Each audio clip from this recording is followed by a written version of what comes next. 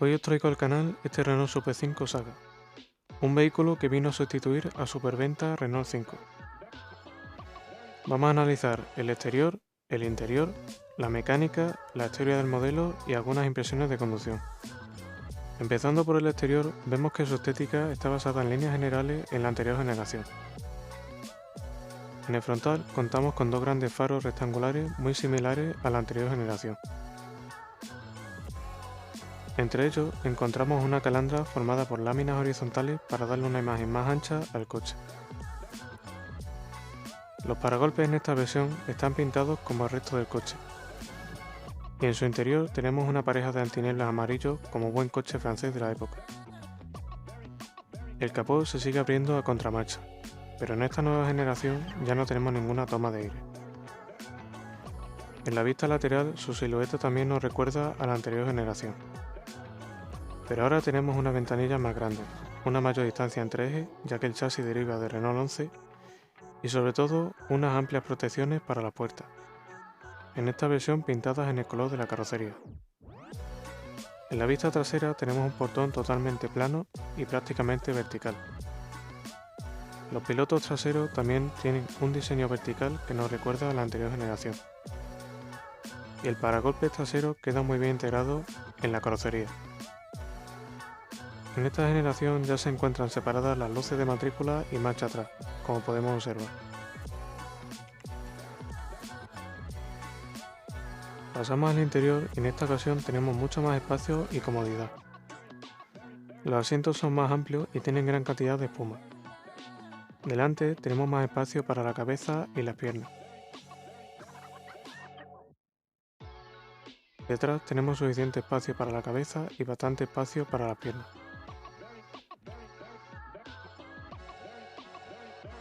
Los pilares son delgados y eso nos aporta una gran visibilidad. El salpicadero tiene una forma bastante original con huecos para dejar objetos. En la parte inferior tenemos un gran hueco acompañado del mando del starter. Si subimos la mirada encontraremos otro pequeño hueco al lado del aireador.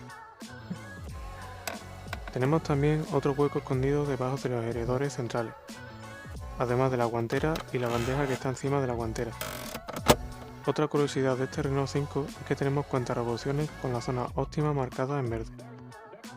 Debajo del cuadro tenemos diversos botones de los antineblas, limpiaparabrisas trasero, etc. Pero una de las cosas más curiosas es la llave de arranque, que normalmente está en una posición lateral y en el Super 5 la encontramos de frente. Los interiores de las puertas delanteras son sencillos pero de un diseño agradable y con grandes huecos para dejar objetos. Algo curioso son los tiradores interiores, que constan de una palanca que hay que elevar. En la consola central tenemos los mandos de la climatización por ruleta y la radio. Los pedales están ordenados hacia la derecha como buen Renault. Los asientos traseros se pueden abatir en dos partes, así podemos llevar objetos voluminosos y uno o dos pasajeros en el asiento trasero. El maletero es mucho más grande que en el anterior Renault 5, y si abatimos los asientos nos queda una pequeña furgoneta. Vamos a hablar de la mecánica de este Super 5, y es que Renault quería hacer un coche que mejorase en todo al anterior. Así que cogieron la base de Renault 11 y la recortaron un poco. Además, para ganar espacio interior, todos los motores irían en posición transversal. En este caso, el motor es un 1400 tipo sierra de gasolina, pero también hubo versiones de menor y mayor potencia, hasta llegar a montar un 1700 de 90 caballos. Y el famoso 1.4 turbo del GT Turbo con 120 caballos. También hubo una versión diésel de 55 caballos. La suspensión es más peso en delante y de barra de torsión detrás. Los frenos son de discos delanteros y tambor en los traseros, salvo los turbos que traían discos en las cuatro ruedas. Para el Super 5 se mejoraron los tratamientos anticorrosión respecto al Renault 5 anterior, pero aún así era común encontrar óxido debajo de la luna delantera y la luna trasera. Pasamos a hablar de la historia de este modelo, y es que Renault 5 de la anterior generación se acercaba ya al final de su vida comercial. Y Renault, después de muchas propuestas de diseño y prototipos, no encontraba un diseño digno de volver a ser un superventa. Así que hablaron con el diseñador de Lamborghini Countach Este diseñador simplemente cogió un Renault 5 antiguo y lo rediseñó haciéndolo más bajo, ancho y largo. A Renault le pareció buena idea y el coche se volvió a convertir en un superventa, fabricándose en varios países, sacando un montón de versiones, entre ellas la Super 5 Saga, la Bacara o la Oasis.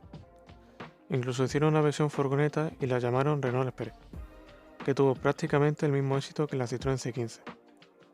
Hablando de las impresiones de conducción, he tenido la ocasión de conducirlo y lo más destacable es el confort que transmite la suspensión y los asientos.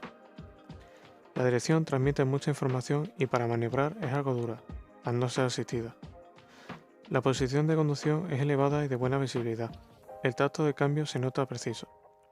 La aceleración es bastante tranquila, aunque en marchas cortas sale bien de separado. Aunque la falta de dirección asistida, si estamos acostumbrados a los coches modernos, requiere cierta adaptación.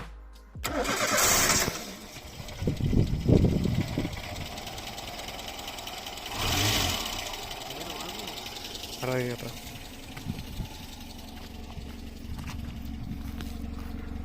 Vale, cuando quiera.